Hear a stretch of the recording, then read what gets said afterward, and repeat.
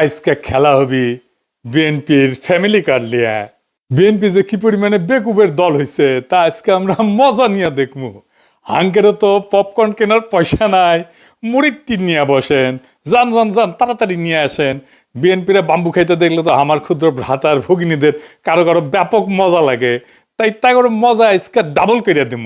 আসেন আগে দেখে নি ফ্যামিলি কার্ডে কি কি দিবি বিএনপি। তারেক রহমান 2024-এর সেপ্টেম্বরে বলছিলেন ফ্যামিলি কার্ডের কথা। সেখানে বলছিলেন এই কার্ড যাদের হাতে থাকবে তাদের প্রত্যেককে মাসে মাসে খাবার আইটেম দেওয়া হবে। দেখেন, পরে দেখা গেল হয় টাকা অথবা খাবার দেওয়া হবে, যার যেটা প্রয়োজন।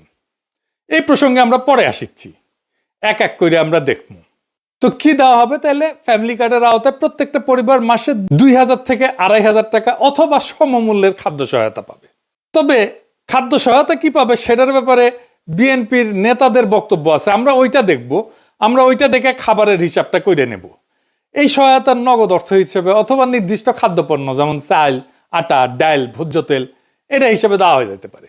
তো আমরা এই যে এটার একটা হিসাব কেজি ধরে করে দিছে এক বিএনপির নেতা, আমরা সেটা দেখেই হিসাব করব।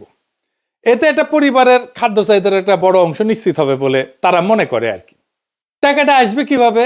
ওইখানে বলা হয়েছে যে বর্তমান রাজস্ব এবং ব্যয়ের কাঠামোর মধ্যে বরাদ্দ এবং ব্যয় ব্যবস্থাপনা দক্ষতা বাড়ায়, দুর্নীতি অপচয় কমানোর মাধ্যমে প্রয়োজনীয় রাজস্ব সাশ্রয় সৃষ্টি করিয়া এটার বরাদ্দ করা হবে। এটা বিএনপির তারেক রহমানের উপদেষ্টারই লেখা, এটা দেখেছেন। তো কাদের দেওয়া হবে এই ফ্যামিলি কার্ড? সবাই পাবে, এটা সার্বজনীন, মানে দেশের সবাই, এমনকি সেটা যদি প্রাইম মিনিস্টারের বউ হয় সেও পাবে। বৈষম্যহীন বাংলাদেশ বিনির্মাণ করার জন্য আমরা নিয়ে আসছি ফ্যামিলি কার্ড। প্রাইম মিনিস্টার ওয়াইফও যদি মনে করে যে আমি সেটা ইউজ করতে চাই, ইউজ করতে পারবে। মানে কার্ড তো নারীদেরকে দেওয়া হবে, সেই জন্য বলছে যে প্রাইম মিনিস্টারের বউ যদি হয় তাহলে সেও পাবে। এই হইতেছে বিএনপির ফ্যামিলি কার্ডের মোটা দাগে প্রকল্প। এটা তাদের প্রধান নির্বাচনী ক্যাম্পেইন, মানে এটা দিয়ে তারা ইলেকশনে উতরায় যাবে বলে আশা করতেছে। আর উতরাইতে পারবে কিনা সেটা আল্লাহ জানে। যাই হোক, ওই যে জামাইকোটা বুদ্ধিজীবী বলেছিল না যে জামাতের কোনো প্ল্যান নাই, আনপ্রিপেয়ার্ড। জামায়াত ইসলাম যদি সরকারে আসে তাহলে অর্থমন্ত্রী কি হবে? আপনি যে কোনো জামায়াত ইসলামের লোককে জিজ্ঞেস করেন, পাবলিক ভিশন এগুলো নাই। জি, তো আসেন বিএনপির কেমন প্রিপারেশন নিচ্ছে সেটা দেখি। আগের এপিসোডে দেখেছেন তো বিএনপির স্বাস্থ্য নিয়ে যে পরিকল্পনা, সেটা জয় বাংলা করা হয়েছে। একে একে সব পরিকল্পনা জয় বাংলা করে দেওয়া হবে, চিন্তা করেন না। আসেন একে একে শুরু করি। ভালচুন বিএনপির ফ্যামিলি কার্ডের ধাপ্পাবাজি। রাষ্ট্রের কাজ ভিক্ষা দেওয়া না, রাষ্ট্রের কাজ দয়া দেখানো না। রাষ্ট্রের কাজ হইল যারা পড়ে যাইতেছে, পিছায় পড়তেছে, যারা সুবিধা বঞ্চিত, যারা দুর্বল, তাদেরকে টেনে ধরা, তাদেরকে বাঁচানো। এটার নামই হইতেছে সামাজিক সুরক্ষা বলয়, ইংরেজিতে কয় সোশ্যাল সেফটি নেট। ফ্যামিলি কার্ডে বলা হয়েছে সব পরিবারকে প্রত্যেক মাসে সমান টাকা দেওয়া হবে। এখানে রাষ্ট্র ভেঙে পড়ে। রাষ্ট্র কোনো তো এটিএম মেশিন না যেখান থেকে টাকা বেড়াবি। রাষ্ট্র কোনো ডিস্ট্রিবিউশন সেন্টারও না, এটা বিতরণের কাউন্টারও না। রাষ্ট্র হইল মরাল অথরিটি, নৈতিক কর্তৃত্ব। রাষ্ট্রকে সিদ্ধান্ত নিতে হয় কে সবচেয়ে বিপদে, কে আজিব ধৈসা পড়বে, কে সবচেয়ে দুর্ভাগ্যের মধ্যে আছে, কে পিছায় পড়ছে, কাকে না ধরলে সমাজ ভেঙে যাবে, কাকে না বাঁচাইলে চলবে না। ফ্যামিলি কার্ড বলে এই বিচার আমি করব না, সবাইকে সমান দিতে হবে সমাজতন্ত্র। এইটা হইতেছে পলিসি ফেলিয়ার, মরাল কোলাপস, নৈতিক পতন। এই যে সামাজিক সুরক্ষা বলয় বা সোশ্যাল সেফটি নেট, এটার মানেটা আসলে কি? এটার মানে হইতেছে যে নির্দিষ্ট গোষ্ঠীর জন্য সহায়তা। এটা হইতেছে যে সবচেয়ে যার বেশি প্রয়োজন সে পাবে সাহায্য। এটাকে বলে ভালনারেবল ফোকাসড পলিসি। তো ভালনারেবল কারা? যারা দরিদ্র, কর্মহীন, অসুস্থ, বয়স্ক, দুর্যোগে ক্ষতিগ্রস্ত অথবা পঙ্গু হয়েছে, আহত হয়েছে, তারা। এদের ঝুঁকি কি এক? না। তাহলে সাহায্য কেন এক? তাহলে ফ্যামিলি কার্ড কি করে? এইটা অসাম্যকে, বৈষম্যকে ঢাইকা দেয়। এটা রাষ্ট্র দায়িত্বকে হালকা কইরা দেয়। সবাইকে সমান দিলে তো শক্তরা টিকে যাবে, দুর্বলেরা চুপচাপ পড়ে যাবে। এটা হইতেছে প্রশাসনিক কাপুরুষতা। কারণ প্রশাসন বা রাষ্ট্র বা সরকার এইটা দায়িত্ব নিতে চায় না, নৈতিক কর্তৃত্বের দায়িত্ব নিতে চায় না, যে সবচেয়ে দুর্বল তাকে চিহ্নিত করে তাকে সাহায্য করতে চায় না। ধরেন দুইজন মানুষ, একজনের পা ভাঙা আর একজন দৌড়ায়। তো রাষ্ট্র যদি দুইজনকে সমান জুতা দেয়, এটা কি সাম্য হইল? এটা তো বৈষম্য, এটা তো জাস্টিস না, এটা তো ন্যায় বিচার না, এটা ইনসাফ না। এই যে তিনজন দেখেন, এই ছবিটা দেখেন, বিখ্যাত ছবি আপনারা দেখছেন, তিনজন খেলা দেখিচ্ছে, তাই না? তিনজনের পায়ের নিচে একই সমানের বাক্স দিলে তৃতীয় জন খেলা দেখতে পারবে না। প্রথম জনের পায়ের নিচে তো বাক্সের দরকার ছিল না, ছিল কি, ও তো এমনি দেখতে পাচ্ছে।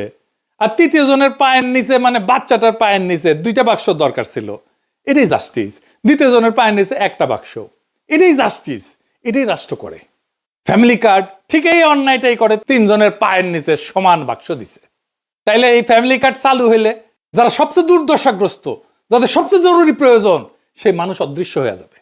তারা কাগজে থাকবে, বাজেটে থাকবে, কিন্তু বাস্তবে থাকবে না। টাকা সবার মধ্যে সমানভাবে ছড়ায় পড়বে। তাহলে টাকার প্রভাব শূন্য হয়ে যাবে। টাকা তাহলে কাকে সাহায্য করতেছে? এই যে পুঁজিবাদী সমাজের তো সমস্যা হচ্ছে যে টাকা মাঝে মাঝে কিছু সেন্টারে জমা হয়ে যায়, কনসেন্ট্রেটেড হয়, কেন্দ্রীভূত হয়ে যায় কিছু মানুষের হাতে। সেটা রিডিস্ট্রিবিউট করতে, পুনর্বন্টন করতে হয়, রিডিস্ট্রিবিউট করতে হয়। দেখছেন না, ইসলামে জাকাতের ব্যবস্থা আছে, প্রত্যেক বছর এইটা পুনর্বন্টিত হয়। যার কাছে বেশি টাকা তাকে দরিদ্র মানুষের মধ্যে বিলাই দিতে হবে। রাষ্ট্রের কাজ সবাইকে খুশি করা না, রাষ্ট্রের কাজ সবচেয়ে দুর্বলদেরকে বাঁচানো। যে সবাইকে সমান করে দেয় সে আসলে ঘোষণা করে আমি দুর্বলদের দায়িত্ব নিতে চাই না। সেই জন্যই বিএনপির ফ্যামিলি কার্ড এইটা দুর্বলদের বাঁচাবে না, দুর্বলদের দায়িত্ব নিতে চাইতেছে না সে। এটা মানবিক না, এটা রাষ্ট্রের দায়িত্ব থেকে পরিকল্পিত পলায়ন। এবার আসেন আমরা আর একটা জিনিস দেখি। বিএনপি বলতেছে যে বাসার কর্ত্রী বা head of the house hold নারী, তাকে দেওয়া হবে। Head of the house hold বলতে কি বুঝাইতেছে? মানে পরিবারের গৃহকর্ত্রী আর কি, এই নারীর নামে। ইংরেজিতে লিখছে woman head of house hold. এখানে প্রথম সমস্যা হইতেছে পরিবারের সংজ্ঞা কি, কে এটা সংজ্ঞায়িত করবে? আমাদের সমাজে যৌথ পরিবার আছে এবং ছোট পরিবার আছে, যেটাকে নিউক্লিয়ার পরিবার বলা হয়, একই সাথে চলে। যে নারী, সে নারী তো কারো মা, সে একই সাথে কারো মেয়ে, কারো স্ত্রী, কারো শাশুড়ি, কারো পুত্রবধূ, কারো বোন। তাকে কোন পরিবারের অন্তর্ভুক্ত করা হবে? পরিবারের কোনো সংজ্ঞা বানানো তো সম্ভব না। এটা একটা ইমোশনাল অ্যাটাচমেন্ট। একটা পরিবারে কে কে থাকবে, কোন কোন সম্পর্ক থাকবে, কতদূর রক্ত সম্পর্ক পর্যন্ত পরিবারের ভিতরে থাকবে, তো এসব তো রাষ্ট্র বা সরকারি আমলারা এটা সংজ্ঞায়িত করে দিতে পারে না, বলে দিতে পারে না, ডিকটেট করে দিতে পারে না। এক এক পরিবার এক এক রকম হবে। দেখবেন কোন পরিবারে শাশুড়ি আছে, কোন পরিবারে মা আছে, কোন পরিবারে ভাই আছে, কোন পরিবারে বোন আছে। এই একটা ইস্যুতে তো ব্যাপক কারচুপি, দুর্নীতি হবে। একটা পরিবারের সব মেয়ে প্রত্যেকের নিজের নামে কার্ড বানাবে, এটা হবে। আমি কয়ে দিতেছি, লিখে দিতে পারেন। বাংলাদেশে বিয়ের পর অনেকে বাপের বাড়ি বা শ্বশুর বাড়িতে থাকে, তাদেরকে কি আলাদা আলাদা পরিবার গণ্য করা হবে নাকি একটা পরিবার গণ্য করা হবে? একটা পরিবার এইভাবে অনেকগুলো কার্ড বানায়, সবগুলো থেকে টাকা রেশন নিজেদের অ্যাকাউন্টে পড়বে। যদি সবাইকে দেওয়া হয়, তাই তো দিতে চায় তারা সবাইকে। এবার একটা ইন্টারেস্টিং জিনিস দেখি। এই যে বলছি যারা ভালনারেবল গ্রুপ, যাদের সবচেয়ে বেশি সাহায্য দরকার, তাদের কিন্তু অন্য সহায়তা দেওয়া হয়। সেটা কি বন্ধ করে দেওয়া হবে? বিএনপি কি সেটা বন্ধ করে দিবে? আসেন সেটা বুঝে দেখি। আমাদের সামাজিক সুরক্ষা কার্যক্রম কি কি আছে? আপনার নাম শুনেছেন অনেক, বয়স্ক ভাতা, বিধবা ভাতা, প্রতিবন্ধী ভাতা, তাই না? এমনকি হিজড়া জনগোষ্ঠীর জীবন মান উন্নয়ন ভাতা আছে। আমাদের একটা বিশাল খাদ্যভিত্তিক সুরক্ষা কর্মসূচি আছে, এটা সে পাশে লিখে দেন। এর মধ্যে আছে ভিজিডি কার্ড, আপনারা শুনছেন, এটার নাম হইতেছে ভালনারেবল গ্রুপ ডেভেলপমেন্ট। তারপরে আছে VGF card, vulnerable group feeding. তারপরে জিআর আছে, এটি দুর্যোগকালীন ত্রাণ। তারপর ওএমএস আছে, ওপেন মার্কেট সেল, খোলা বাজারে খাদ্য বিক্রি। তারপরে টিসিবির কার্ড আছে, দেখছেন না? এটার মাধ্যমে ভর্তুকি দেওয়া হয়েছে, যে সমস্ত পণ্য সেটা দেওয়া হয়। আবার এটা কাজের বিনিময়ে খাদ্য কর্মসূচি আছে না, ফুড ফর ওয়ার্ক, কাজের বিনিময়ে খাদ্য, কাজের বিনিময়ে অর্থ, যেটা সেটাকে বলা হয় টেস্ট রিলিফ। তারপরে একটা ইজিপিপি বলে আছে, মানে যেটা কর্মসংস্থান সৃষ্টি করবে, এরকম প্রোগ্রাম। অতি দরিদ্রদের জন্য কর্মসংস্থান কর্মসূচি।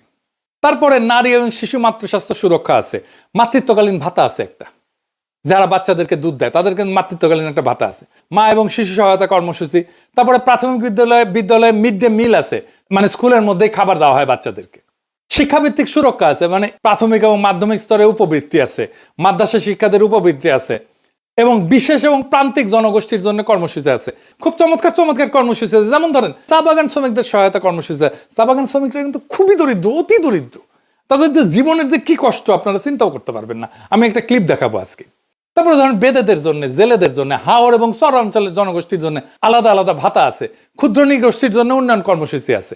তারপরে ধরেন বন্যা হইল, সেখানে দুর্যোগ, জলবায়ু ঝুঁকি ব্যবস্থাপনা, এইটার জন্য আবার আলাদা সহায়তা আছে। খরার জন্য সহায়তা আছে। ওই যে হাসিনা বাসা টাসা বানাই দিছিল না, ওইটা একটা বাসস্থান পুনর্বাসন কর্মসূচি আছে। বিএনপি বলতেছে যে এই যে ফ্যামিলি কার্ডের বার্ষিক ব্যয়, এইটা হবে 12,000 কোটি টাকা। তো এই আমি যতগুলো সামাজিক সুরক্ষার কর্মসূচি বললাম এই বাজেটের 10%-এর মতো, 10.28 ওরা বলছে। মানে হাসিনা আমলে যেটা দেওয়া হইতো তার 10 ভাগের 1 ভাগ। কিন্তু সামাজিক সুরক্ষা কর্মসূচিগুলোর মধ্যে ওরা বলতেছে যে এটা ওভারল্যাপ আছে, মানে একই সুবিধা একাধিকবার পেয়ে যায় একজন। সেটা কমায় বিএনপি 9,500 কোটি টাকা সাশ্রয় করবে নাকি এর মধ্যে থেকে, এবং সেই অর্থটা ফ্যামিলি কার্ড স্কিমে দেবে। বুঝছেন, এই 12,000 টাকার মধ্যে 9,500 টাকা এক্সিস্টিং যে সামাজিক সুরক্ষা আছে ওইখান থেকে বাইর করে কেটে নিয়ে ফ্যামিলি কার্ডে ঢুকাবে। মানে একটু বুঝাই দিই, এই যে দেখেন চা বাগান শ্রমিক সে একটা বিশেষ সুবিধা পায়। আগে একটু দেখায়নি, চাতে তো মজা করে খায়, চা বাগান শ্রমিকের জীবনটা কেমন, কষ্টটা কেমন দেখেন। এটা গ্রিন টি, এটা গ্রিন টি। এই পাতা আমাদের মহিলারা তুলবে। হ্যাঁ, এটা পাতা 23 কেজি তুলবে না, আমার ভাই 8 ঘন্টা কাজ করে 178 টাকা পায়। 8 ঘন্টা কাজ করার পরে 23 কেজি তোলার পরে 178 টাকা পায়। জি, আর 23 কেজি কম হলে 1 কেজি প্রতি 60 টাকা মাইনাস। মানে 23 কেজি কম হলে 60 টাকা হয় না। জি, এইভাবে আপনাদের জীবন চলতেছে। কষ্ট হয় স্যার, ভালো মন্দ মন চায়। এই যে ম্যাডাম সাহেব একটা কথা বলি, হ্যাঁ, কিছু মনে নিবেন না। না, ম্যাডাম সাহেব যে 100 টাকা দিচ্ছেন না, আজকে 25 ডিসেম্বর না, জি, আমার মা বলতেছিল এখানে কোলা নিব বিস্কুট আর একটা লু বিস্কুট। মন চায়, মাছ মাংস আমাদের মন চায়। দেখেছেন, মনটা খারাপ হয়ে গেল না? এই লোকের মা ধরেন যে যার কথা বলতেছিল ওই লোকটা, সে বয়স্ক নারী ভাতা পায় নিশ্চয়ই, আর চা শ্রমিকের ভাতা পায়, তাই না? 2টা ভাতা পায়। এটারে বলতেছে ওভারল্যাপ, মানে তুমি তো 2টা নিতে পারবে না। এইখানে দরিদ্র সুবিধা বঞ্চিত মানুষের টাকা সরায় না ফ্যামিলি কার্ড দিবে। টেম্পু স্ট্যান্ডে চান্দাবাজি করতে করতে অভ্যাস খারাপ হয়ে গেছে। গরিব মানুষের টাকা সরায় নিজের ভোটে যেটা রাজনৈতিক কর্মসূচি আর্থিক ব্যাস মেটাবে। সি সি সি সি রানুনি সি। আচ্ছা, আর একটা জিনিস দেখাই, তারা বলতেছে যে ক্যাশ টাকা বা খাদ্য সহায়তা দেওয়া হবে, মানে কাউকে ক্যাশ টাকা কাউকে খাদ্য সহায়তা দেবে। কে ঠিক করবে কাকে ক্যাশ দেবে আর কাকে খাদ্য সহায়তা দেওয়া হবে? এবার আসেন দেখি খাদ্য সহায়তা দেওয়াটা আদৌ সম্ভব হবে কিনা। বিএনপি নেতারা বলতেছে ফ্যামিলি কার্ডের মাধ্যমে সবাইকে প্রত্যেক মাসে 25 কেজি চাল, 5 কেজি আলু, 2 কেজি ডাল, 2 লিটার তেল, 1 কেজি লবণ ফ্রিতে দেবে বিএনপি। বেনে বেনে করছি না, বিএনপি নেতারাই করছে, শোনেন। আমরা প্রত্যেকটা পরিবারের নারী সদস্যর নামে একটা করে ফ্যামিলি কার্ড প্রদান করব। ওই ফ্যামিলি কার্ডের মাধ্যমে আপনি 25 কেজি চাল প্রতি মাসে, 5 কেজি আলু, 2 কেজি ডাল, 2 লিটার তেল, 1 কেজি লবণ আপনি ক্রয় করতে পারবেন সম্পূর্ণ বিনামূল্যে। শুধু কার্ডটা আপনার হাতে থাকলেই আপনি পারবেন। আঙ্গারে কাঁঠাল রানী 2009 সালে সবাইকে 10 টাকা কেজি ধরে চাল খাওয়ানোর লোভ দেখায় ক্ষমতায় এসেছিল। হ্যাঁ, খাওয়ানোর লোভ দেখায় ক্ষমতায় আসাটা বাংলাদেশের বড় দলগুলোর খাইসলত হয়ে গেছে। বাংলা মার্টিন লুথার কিং কাঁঠাল রানীর চেয়ে 1 ধাপ আগায় সবাইকে ফ্রি চাল খাওয়ানোর প্রতিশ্রুতি দিচ্ছে। খালি ফ্রি চাল না, সাথে ফ্রি আলু, ডাল, লবণ, তেলও থাকতি। দেশের সরকারি হিসাবে ধরে নিলাম আনুমানিক 4 কোটি পরিবার আছে।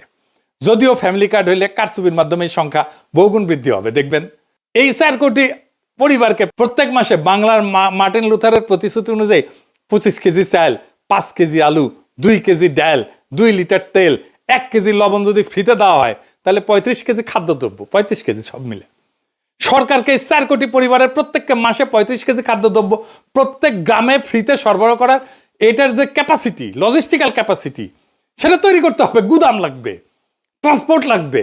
এটা কত বড় সংখ্যা, এটা বাংলার মার্টিন লুথার কিং অঙ্ক করে দেখছে কিনা আমি জানি না। যদিও তিনি নিজের ভাষাতে এক বক্তৃতায় বলছে তিনি অঙ্কে নাকি কাঁচা। তুমি যে বললে তোমার অঙ্ক করতে ভালো লাগে না, তোমাকে একটা সিক্রেট কথা বলি, অঙ্ক কিন্তু আমারও খুব ভালো লাগতো না। অঙ্ক দেখলে আমিও ভয় পেতাম। এই 35 কেজি যদি 4 কোটি দিয়ে গুণ দিই তাহলে 140 কোটি কেজি, 14 লক্ষ টন। সরকারকে বছরে 14 সাথে 12 গুণ করেন, এত লক্ষ টন বা অতিরিক্ত 2.25 কোটি টনের মতো নতুন খাদ্য গুদাম বানানো লাগবে। বর্তমানে সারা দেশে সরকারি খাদ্য গুদাম আছে 20 থেকে 25 লাখ টনের মতো, এটা করতে পারে। তাহলে এটা তুগলকি কারবার হয়ে যাবে না? দিল্লির একটা সুলতান ছিল মোহাম্মদ বিন তুগলক, আমরা বলি না তুগলকি কাণ্ড করছে, সবাই ওরে ম্যাড সুলতান বা পাগলা সুলতান বলে রাখতো। সেরকম উদ্ভট সব প্রজেক্ট করে সালতানাতকে দেউলিয়া বানায় ফেলছিল। বাংলার মার্টিন লুথার একই পথে হাঁটা শুরু করেছে। দেশে বর্তমানে যে সমস্ত সরকারি খাদ্য গুদাম আছে সেখানে ব্যাপক দুর্নীতি হয়। কৃষক সরকারি আমলা কর্মচারীকে ঘুষ না দিলে সেখানে নিজের ফসল বেচতেই পারে না, পারে গুদাম থেকে খাদ্যশস্য লোপাট হয়ে যায়। সরকারি কর্মকর্তা কর্মচারীরা গুদামের খাবার ব্ল্যাক মার্কেটে চুরি করে বেচে দেয়। ফ্যামিলি কার্ডের মাধ্যমে এই প্রক্রিয়া আরো ব্যাপক এবং ভয়াবহ রূপ ধারণ করবে। মানুষজনে ভেনেজুয়েলার মতো প্রত্যেক জেলায় জেলায় লম্বা লাইন ধরে দাঁড়াবে খাদ্য গুদামের সামনে রেশনের জন্য। সোভিয়েত রাশিয়া এরকম লাইন ধরে ধরে রেশন দেওয়া হইতো, জানেন না তো? সোভিয়েত আমলে, সমাজতান্ত্রিক আমলে, কমিউনিস্ট আমলে, জানেন না, লাইন ধরে ধরে দেওয়া হইতো। তো ওইখানে লাইন দেখলে পাবলিক দেড়ে যেত আর কি। এইটা হবে এইখানে সরকারি আমলা যেখানে বসে বসে এক এক করে সবাইকে অল্প অল্প করে খাবার বিতরণ করবে, আর লম্বা লাইন, এই লাইন আর শেষ হবি না। সরকারি আমলারা এইসব করতে গিয়ে দুর্নীতি আর ভজঘট লাগায় খাবার শর্ট করে ফেলবে সবার জন্য। আর এই খাবার বিতরণের লোকজন কোথায়, লোকবল কোথায়, কে বিতরণ করবে? এর কোনো হিসাব আছে? গুদামে খাদ্যদ্রব্য রেখে পচায় ফেলবে সরকারি কর্মচারীরা, পচা মাল মানুষজনকে খাওয়াবে, ভালো মাল সরকারি কর্মকর্তা কর্মচারীরা ব্ল্যাক মার্কেটে বেচে দিবে, নিজেরা খাবে আর মাল পানি কামাবে। এটা নিয়ে দেশে ভয়াবহ রাইট লাগবে, দাঙ্গা লাগবে ভবিষ্যতে। বাঙ্গুদের বিয়ে বাড়িতে মাংসের পিস কম পড়লে মারামারি শুরু হয়ে যায়। আর আমাদের বাংলার মার্টিন লুথার কিং সারা দেশে সবাইকে মাসে মাসে ফ্রি খাওয়ানোর প্রতিশ্রুতি দেয়। বাজারে কোনো কিছু কিনতে হলে টাকা লাগে। টাকা হচ্ছে কোনো বস্তু বা সেবার প্রতি কারো একটা ক্লেম, তাই না? টাকা নকল করে ছাপানো অসম্ভব না হইলেও অনেক কঠিন কাজ, তাই না? কিন্তু এই যে ফ্যামিলি কার্ড বা রেশন কার্ড বা কুপন, এটা 2 নম্বর করে ছাপানো একদম সহজ কার, 1-2 এর ব্যাপার, এটা যে কেউ পারবে। এই জন্য এইসব ক্ষেত্রে ভয়াবহ জালিয়াতি হবে। ভারতের রেশন সিস্টেম আছে এবং সেটা মারাত্মক একটা অদক্ষ এবং দুর্নীতিপ্রবণ একটা ব্যবস্থা। ভারতে কোটি কোটি কোটি ভুয়া রেশন কার্ড আছে। এর জন্য অর্থনীতির জন্য একটা মারাত্মক বোঝা। দেখেন, সরকার কৃষককে ভর্তুকি দিয়ে সার বিতরণ করে না? আমরা কৃষক কার্ড নিয়েও আসিচ্ছি, দাঁড়ান। চাচা শুনে, তারেক রহমান সাহেব যে আপনার জন্য কৃষক কার্ড করছে, আপনি জানেন? একটা কৃষক কার্ড করছে যে, জানেন এই কৃষক কার্ডে কি থাকবে জানেন? এই যে দেখেন, এরকম একটা কৃষক কার্ড দিবে, যেখানে মেয়াদ দেওয়া থাকবে, কার্ড নাম্বার থাকবে, ঠিক আছে, নাম থাকবে, পাশে আপনার ছবি থাকবে। এই কৃষক কার্ডের মাধ্যমে আপনি ফ্রি কীটনাশক, না হলে হচ্ছে বীজ, না হলে কোনো না কোনো কিছু পাবেন, ঠিক আছে? এবং এটা শুধুমাত্র আমাদের দলই করবে। তো এই সার বিতরণের ব্যাপক দুর্নীতিগ্রস্ত একটা ব্যবস্থা। যারা কৃষক ভাই আছেন তারা এটা ভালো করে জানেন। এটা এলাকার প্রভাবশালী নেতা কর্মীদের মাল পানি কামানোর জন্য একটা লোভনীয় পেশা। সেই সারের ডিলারশিপ কে নিবে? এটা নিয়ে এলাকায় রাজনৈতিক নেতাদের মধ্যে কামড়াকামড়ি হয়, মারপিট হয়। এই খাবার বিতরণের ডিলারশিপ নিয়েও টেম্পু স্ট্যান্ড পার্টির মধ্যে কামড়াকামড়ি হবে, খুনাখুনি হবে, মারপিট হবে। লিখে রাখতে পারেন, এখনই হয় টেম্পু স্ট্যান্ড নিয়ে মারপিট হয়। আধুনিক অর্থনীতির জনক অ্যাডাম স্মিথের আগেও মুসলিম ঐতিহাসিক এবং সমাজবিজ্ঞানী ইবনে খালদুন, তার একটা বই আছে মুকাদ্দিমা, আল মুকাদ্দিমা। এটাতে ডিটেলস ব্যাখ্যা করছেন কোন একটা শাসকের বা রাষ্ট্রের এই ধরনের বাণিজ্য কর্মকাণ্ডে অংশগ্রহণ করা ঠিক না। এটা উনি বলে দিচ্ছেন। এটা যে রাষ্ট্রের জন্য একটা বিধ্বংসী কাজ, সেটা তার বইয়েতে বিস্তারিত ব্যাখ্যা করছেন। এটা তার বইয়ের ইংলিশ অনুবাদ, সময় থাকলে পড়ে নিতে পারেন। জামাই কোটার বুদ্ধিজীবীর নাকি এটা খুব প্রিয় বই। যাই হোক, পরিচয় বুঝিছে কিনা খেয়ে জানে। ইবনে খালদুন এতই প্রভাবশালী এবং বিখ্যাত যে আমেরিকার প্রেসিডেন্ট রোনাল্ড রিগান পর্যন্ত তার বক্তব্যে ইবনে খালদুনকে কোট করতেন। শুনেন। I studied economics in college when I was young, and I learned there about a man named Ibn Khaldun who lived 1200 years ago in Egypt. And 1200 years ago he said, in the beginning of the empire, the rates were low, the tax rates were low, but the revenue was great. He said in the end of the empire, when the empire was collapsing, the rates were great and the revenue was low. আজকার একজন ফরাসি political ইকোনমিস্টের সাথে পরিচয় করে দিই এবং দার্শনিক, তার নাম হচ্ছে ফ্রেডরিক বাস্তিয়াত। তার বইতেও এরকম থিম ব্যাখ্যা করছেন। এটাও ইংরেজিতে অনুবাদ। তার একটা চ্যাপ্টার আছে, তার নাম হচ্ছে দ্য ইন্টারমিডিয়ারি বা মধ্যস্বত্বভোগী। ওইটাতে উনি ব্যাখ্যা করছেন যে কোন সরকারি আমলা বা কর্মচারীরা একটা সমাজের সবচেয়ে বড় পরগাছা। সরকারি কর্মচারীরা কিছু মনে করেন না, এটা বইপত্রের কথা আমি কইলাম আর কি। ইংরেজ আমলের জমিদারদের চেয়ে বড় পরগাছা বর্তমান সরকারি কর্মকর্তা কর্মচারীরা। সাধারণ জনগণ ব্যবসায়িক টাকায় এদের বেতন ভাতা হয়, আবার এরাই সেই জনগণের কাছ থেকে ঘুষ নেয়, মাল চুরি করে, টাকা না পেলে কাজ করে না, ফাইল আটকায় রাখে, ফাইল ঠেকায় ঘুষ নেয়, আবার জনগণকে নিজের চাকর বাকর মনে করে, সান না দেখলে আবার মেজাজ খারাপ করে। সব শেষে কাসাসুল আম্বিয়া থেকে একটা গপ্প শোনাই। হযরত সুলাইমান রাদিয়াল্লাহু আনহু নিজেকে অনেক ক্ষমতাধর ধনী বাদশা মনে কইরা একবার ঠিক করছিলেন তিনি আল্লাহর সৃষ্টি পৃথিবীর সকল জীবকে একবেলা খাওয়াবেন। এটার জন্য বিশাল রান্নার আয়োজন করলেন। ব্যাপক রান্না টান্না শেষ করে পরিবেশন করে সবাইকে দাওয়াত করতেন। ওই সময় সাগর থেকে একটা তিমি মাছ উঠে আসে। সেই তিমি মাছ উঠে এসে পুরা রান্না করে খাবার একাই খেয়ে শেষ করে ফেলে এবং বলে যে এটা তার মাত্র এক বেলার খাবার। এই গল্পের মূল শিক্ষা হচ্ছে হযরত সুলাইমান যত ক্ষমতাধর বাদশাহী হোক না কেন, আল্লাহর সৃষ্টি সকল প্রাণীর রিজিকের ব্যবস্থা করা তার সাধ্যের বাইরে। আল্লাহ তাআলা পৃথিবীর শত শত কোটি কোটি প্রাণীর রিজিকের ব্যবস্থা করেন কোনো সমস্যা ছাড়াই। কোন মানব শাসক যদি নিজেকে গড কমপ্লেক্সে ভোগা শুরু করে সিদ্ধান্ত নেয় সে কোটি কোটি মানুষকে বিনামূল্যে মাসে মাসে ফ্রিতে চাল ডাল আলু লবণ তেল এইসব খাবার খাওয়াবে, সেটা হইলে তার জন্য জীবনে সামনে বড় হোঁচট অপেক্ষা করা, আছাড়ের অপেক্ষা করতেছে। এবার আসেন আরো দুইটা গুরুত্বপূর্ণ পয়েন্ট, বাজেট আর কাকে দেওয়া হবে এটা নিয়ে আলাপ করি। বিএনপি বলছে যে প্রথম 50 লাখ পরিবারকে দিবে, ভালো কথা।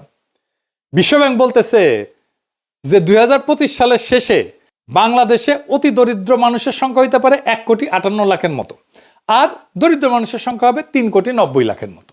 সো আমরা তো এই অতি দরিদ্র এবং দরিদ্র মানুষদেরকে তো সাহায্যটা দিব, তাই না? তাইলে এই মোট দরিদ্র এবং অতি দরিদ্র মানুষের সংখ্যা কত? 5,48,00,000 জন। সো বাংলাদেশে গড় পরিবারের সদস্য সংখ্যা সাধারণত ধরা হয় 4.3 থেকে 4.5 জন প্রত্যেক পরিবারে। এটা বাংলাদেশের সরকারি হিসাব এবং আন্তর্জাতিক সংস্থা এটা ব্যবহার করে। আমি মাঝামাঝি ধরে নিচ্ছি 4.5 জন পরিবারের হিসাব। তাহলে 5,48,00,000 এটাকে যদি 4.5 দিয়ে ভাগ করি তাহলে 1,22,00,000 পরিবার হইতেছে দরিদ্র এবং অতি দরিদ্র পরিবার। এর মধ্যে মাত্র 50 লাখকে কে নির্বাচন করবে, কিভাবে করবে, কোন ক্রাইটেরিয়া করবে? এই যে হারুন যে কইছে যে হারুনকে বইলে আওয়ামী লীগকে ফ্যামিলি কার্ড দেবে, উনকে শুনেন। জামাতকে কখনো ভোট দিস না, আওয়ামী লীগকে আমাদেরকে ভোট দে, আমরা তোদেরকেও হারুন ভাইকে বলে তোদের সবাইকে ফ্যামিলি কার্ড করে দেবো। এবার আসেন বাজেটের প্রশ্ন। এত বিরাট প্রকল্পের খরচ সরকার কই থেকে যোগান দিবে? আর যদি তারা বলে যে আগে যেটা সামাজিক সুরক্ষা কর্মসূচি ছিল সেইটার বাইরে এটা নতুন, তাহলে এত বিরাট প্রকল্পের খরচ সরকার কই থেকে দিবে? বাংলাদেশ সরকারের বাজেট অলরেডি ওভার এক্সস্টেড। সরকারি বাজেট ডকুমেন্ট যা পড়ার শিক্ষা রাখে সে পড়লে বুঝবে সরকারের রাজস্ব এর চাইতে খরচ অনেক বেশি। এছাড়া সামনে অনেক হাসিনার রেখা যাওয়া ঋণের ইনস্টলমেন্ট শোধ করার টাইম হয়ে আসতেছে, শোধ করা শুরু হবে এই 2026 থেকে। এরপর যদি আবার বাংলা মার্টিন লুথার কিং এই সমস্ত তুর্গি পরিকল্পনা নিয়ে আসে তাহলে সরকার কেবলমাত্র একভাবে এটাকে ফাইন্যান্স করতে পারবে, সেটা হইতেছে সরকারিভাবে টাকা চাপানো।